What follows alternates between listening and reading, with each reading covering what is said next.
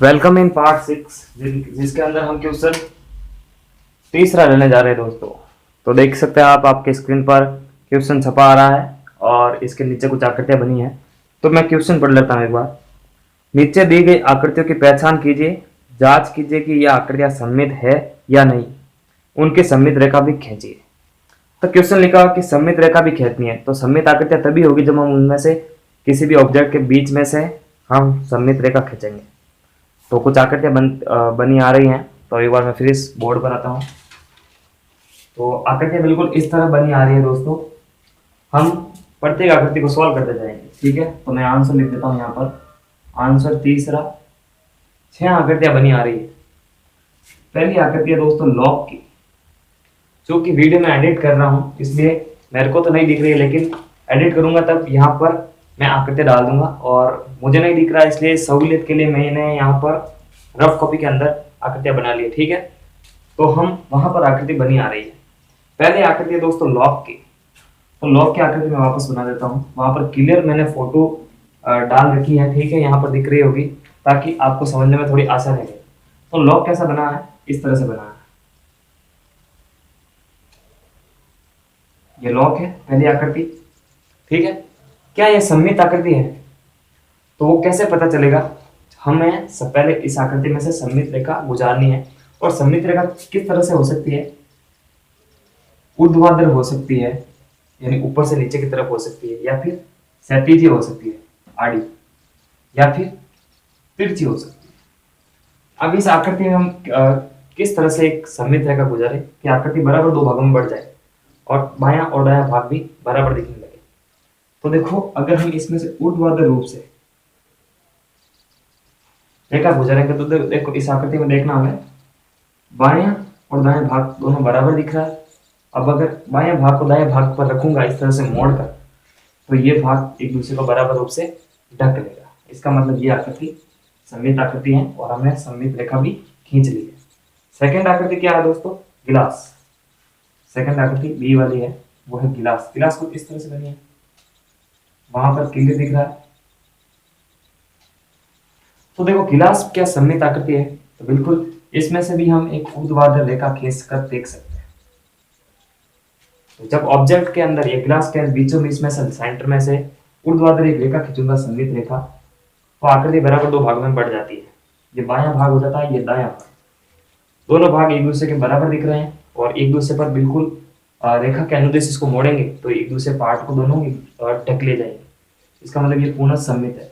अब देखो क्वेश्चन ये दिमाग में आ रहा है कि मैं इस तरह से आकृति क्यों नहीं खींच रहा हूँ, या लाइन क्यों नहीं खींच रहा हूँ, या क्षैतिज रूप से हम ये सममित रेखा क्यों नहीं खींच रहे हैं।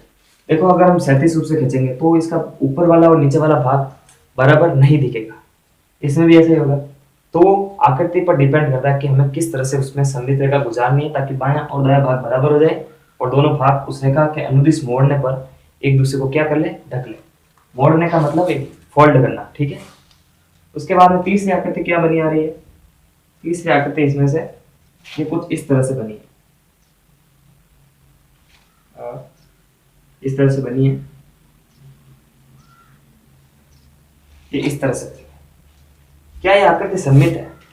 अब इसके सेंटर में से मैं बिल्कुल ऊर्ध्वाधर खींच रहा हूँ, बायां दायां भाग ना तो बराबर दिख रहा है और ना ही भाग। होल्ड कर दो एक दूसरे पर तो भी एक दूसरे को नहीं ढकेंगे। इसका मतलब ये आकृति पूर्णतः सममित नहीं। एक और चेक कर लेते हैं, इसके क्षैतिज रेखा गुजार दीजिए सममित, तो भी ऊपर वाला भाग और नीचे वाला भाग बराबर नहीं दिख रहा, ना इसको फोल्ड करने पर एक दूसरे को ये ढक लेंगे। इसका मतलब ये आकृति पूर्ण सममित नहीं है। बी वाली आकृति देखते रहो। बी वाली आकृति टेलीफोन की आकृति है। टेलीफोन इस तरह से कुछ है, फिर इस तरह से टेलीफोन।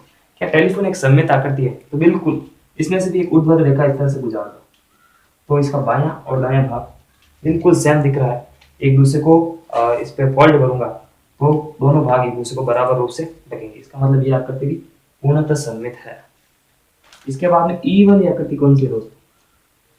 ई वाली आकृति है तो इस तरह से।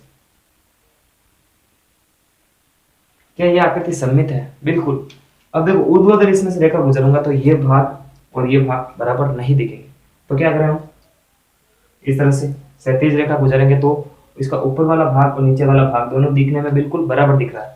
और इस रेखा के अनुदिश में अगर इसको मोड़ूंगा तो ये भाग इसको ढकेगा या फिर ये भाग इसको ढकेगा। इसका मतलब ये भी पूरी सममित आकृति है। लास्ट एंड फाइनल आकृति है दोस्तों, वो है पंचभुज। पंचभुज, ये पंचभुज, क्या पंचभुज एक सममित आकृति है? बिल्कुल सममित आकृति।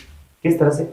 इसके बिल्कुल एक सममित आकृति, क्योंकि देखो इसके सेंटर में से एक लाइन गुजरेगी ऊर्ध्वाधर रूप से, क्योंकि इस तरह से गुजरेंगे तो इसका ऊपर और नीचे वाला भाग बराबर नहीं दिख रहा है, लेकिन इसके ऊर्ध्वाधर गुजरूंगा तो देखो ये बायां और ये दायां भाग बराबर दिख रहा है। अब इस रेखा के अनुदिश इसको फोल्ड करेंगे तो बायां दाएं को ढक लेगा और दायां बाएं को ढक लेगा। तो पूरे क्वेश्चन के अंदर बस ये सी, ये आकृति सममित नहीं है, बाकी सभी की सभी आकृतियां सममित हैं। और वहां पर जो आकृतियां बन रही है वो क्लियर दिख रही है, यानी इन आकृतियों के सारे आप इन आकृतियों के आंसर अच्छी तरह से समझ सकते थे, इसलिए मैंने यहाँ पर इसको एडिट किया। ठीक है, तो कोई असुविधा नहीं हो रही है। तो प्लीज़ वीडियो को लाइक कीजिए, शेयर कीजिए, हमारे चैनल को सब्सक्राइब कीजिए और नेक्स्ट क्वेश्चन हम नेक्स्ट पार्ट में कर रहे हैं।